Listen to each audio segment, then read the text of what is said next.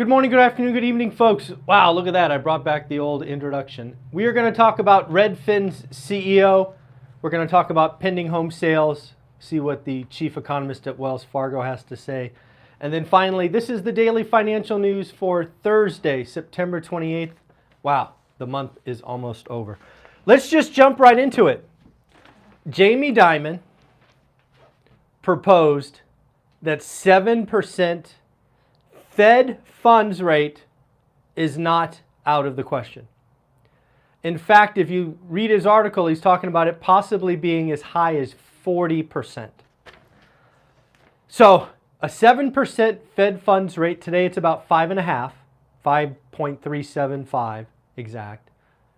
I want to paint a vision of how that might happen. Because I think a lot of us look at a 7% funds rate and go, oh my God, it's over, all of that. And don't get me wrong, there will be plenty of pain. But let's at least have an educated conversation on how we get to a federal funds rate of 7%.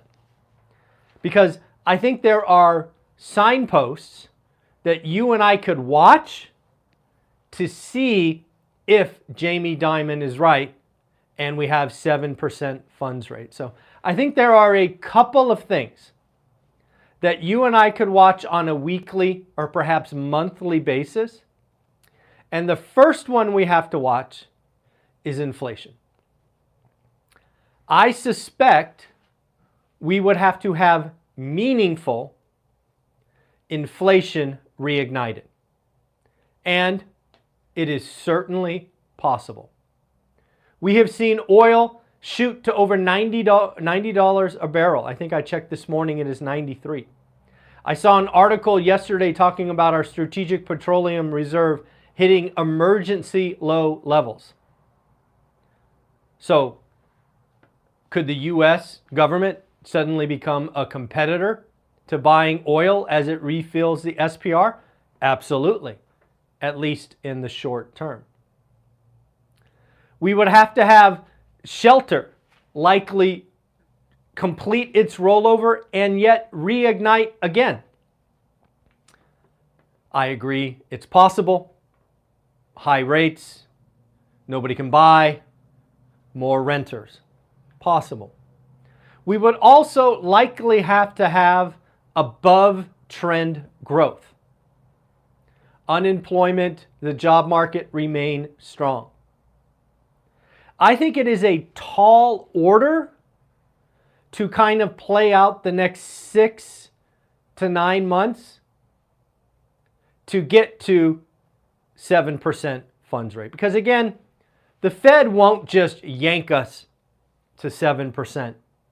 Frankly, I think if you listen to them, they're kind of 50-50 on whether or not they want to hike again because of lag effects.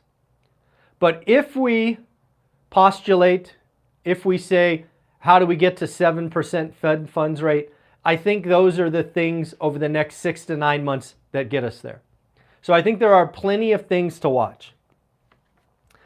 A couple of things about Jamie Dimon's speech that I think go unnoticed because of the shocking 7% Fed funds rate call. One, he is encouraging his clients to hunker down, batten down the hatches. You have heard Jamie Dimon over the last 12 months talk about a hurricane offshore. You've heard him talk about, all of these headwinds coming at the U.S. economy and the U.S. consumer. He is telling folks to batten down. And if you've been following this channel, you know that I agree with that.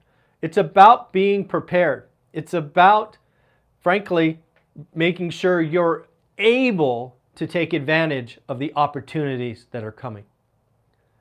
This is not 2020 and 2021 when risk was zero and money was free. We need to realize that there are lots of financial engineers who are going to get hurt, and hurt in a massive way. But that will create opportunity. It happens every time. But you have to be in a position to take advantage. So I agree. Get ready. See what's going on. Don't do anything silly. Next, I agree with this point a lot. The next 200 basis points, going from 5 to 7% Fed funds, would be more painful, and I would argue much, much more painful than going from 3 to 5%. This last 200, if we have to go that direction, would break stuff. We're talking regional banks. We're talking pensions. We're talking. There's a lot of assets that are on balance sheets across the world that would be significantly devalued if we saw Fed funds go to 7. Because what does that mean? If Fed funds go to 7, what is the 10-year like? 6%, 6.25%. Mortgage rates 9.5%, 10%. We would feel that. So again, I think 7% gets a lot of headlines, but realize that you and I could watch stuff over the next 6 months to see if it's possible. And I suspect the Q4 economic numbers are about to get ugly. We actually have one of the ugly numbers we'll talk about today. But let's keep going. How about Wells Fargo? Wells Fargo, frankly, is taking the other side of Jamie Dimon. Wells Fargo expects the Fed to cut dramatically in 2024.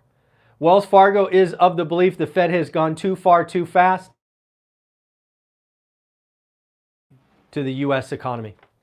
And it's, I think we're about to start to see some of that. Again, if you go back and watch the videos, I was calling for a Fed funds rates of 5% even. I thought that last quarter point raise was too much. We'll see. I don't think they're going this year. I think they're going to try to hold out for next year, but it's going to be really dicey because, again, I think the economic numbers are about to get ugly, and we'll talk about one of them in a minute. How about Redfin CEO, good old Glenn? Good old Glenn is out talking about the housing market has hit rock bottom, to which I would tell Glenn, sorry, buddy. It's going lower. Transactions are going lower. Glenn is talking about 4 million transactions for existing home sales being the bottom, where we peaked at 6.6 in 2020 or 2021. I think 21. Glenn, we're going lower. We are breaking the 4 million mark this month. We're going to see that number next month. Sales slump, and the sales slump will last a long time. I agree. You have heard me talk about the transaction volume in the real estate market being down for 5 to 10 years. I do believe that 4 million is the kind of natural, market. Like it never goes to zero, but we're going below 4 million in September, October, and maybe even November. So again, I believe the economic numbers are about to get bad. How about pending home sales? This is the first economic number that I believe has really felt the effects of the Fed's last discussion. Folks, pending home sales last month were up 0.5%. They were expected to be down 1%. They're down 7.1%. Remember also last month, I think it was Lance Lambert told us that cancellations were 15% because these are pending. These are pending home sales. We are going to see cancellations. Will they be as high as last month? Who knows? There'll be some. We know that. But yes, folks, pending home sales down 7.1%. We are repeating last year. If you are a flipper, a wholesaler, or whatever it is, realize what's going on. Remember, you are closing deals now that you lost money on in January and February. Don't do that again. Learn your lesson. Buy better. Don't buy. Sometimes not buying is the right thing to do. So again, pending home sales down 7.1%. Oh, hey man, thank you for the super chat. You canceled a contract. Good on you. Again, The market's different, folks. I keep telling you, right? Only great deals, only great deals. I'm very conservative. I'm not telling you to buy. I'm begging you to do the work. Student loans, finally got a number on that. It is expected that student loans will suck $8 billion out of discretionary spending. That's going to be a huge headwind on top of strikes, on top of government shutdowns, on top. It is expected that consumer spending goes negative in Q1. Again, folks, the economic picture is getting less bright. But again, remember, where there is great pain, there is great opportunity. Please see all of this as opportunity. If you do the work, if you understand average, if you are prepared, you can make hay in a recession or a bear market or whatever you want to call this thing we have to go through. Government shutdown. Goldman Sachs says the government shutdown is 90% chance. They think it will last 2 to 3 weeks. I think a government shutdown is 100% and will go more than 30 days. So we shall see. And there's a chance that this is the longest government shutdown on record, which I believe the current record is 55 days. Double nickel. Small bank. I want to let you know about a conversation I had with a small bank. It was about a month ago. Small bank where I have a loan and they have my financial statement.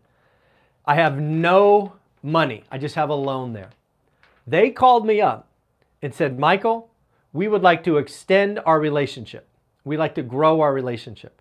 We would like to offer you some lower rate mortgages if you have some other properties you would like to refi with us. We will give you below market rates. I'm like, okay, what's the catch? He goes, we are only lending to clients that deposit 6 figures with our bank. Folks, this is a sign. This is a sign that there are a lot of small and regional banks struggling to keep deposits, right? This is a signal that there's a lot going on that you and I might not see. I thought that was a very interesting conversation, and we are having more of them, so I will keep you up to date. And then finally, folks, remember, one of the things we do here at One Rental at a Time is we have an amazing course called How to Get Started One Rental at a Time. It is a measly $3.99. It is changing lives around the country and even some overseas because it tells you how to become a great real estate investor. It tells you it takes work. It tells you you have to have a buy box. You have to look at it. You have to learn. You have to figure out average. It tells you that it takes 90 days. It gets you in an amazing private Facebook group with other folks doing the work, plus all the bonus sections and all of those other things. If you are going to get ready to do the work in Q4 so that you're ready to make moves in 2024, go get the course, How to Get Started One Rental at a Time. Ask to join the Facebook group. You won't regret it. All right, folks, take care. Wow, that pending home sales number down 7.1%. It's going to get interesting.